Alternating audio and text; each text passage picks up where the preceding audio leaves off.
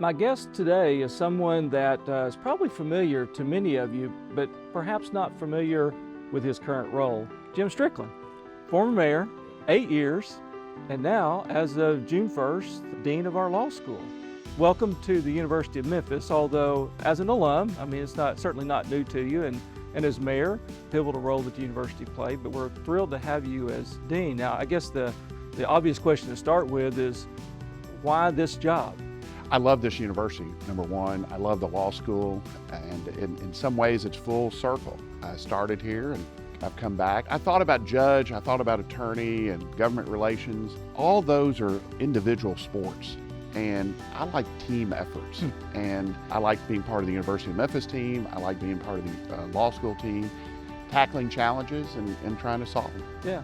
Well, and some may say, mayor to law dean, that's kind of an odd transition, and you don't see it a lot, but actually when we were looking a few months ago, we saw that this has happened across the U.S. in some major metropolitan areas in particular, because much of what you did as mayor, of working with lots of constituents, resolving issues, translates directly over to being a dean, and I think that time as mayor will serve you well as dean. It's kind of a tough time to be a law dean, though, I think, in the U.S. I think across the country, law schools are maybe hurting a little bit. What's your take on that? What I've learned is since the 2008, 2009 recession, law schools have struggled with enrollment, bar passage rate, and now there are just fewer people going to law school.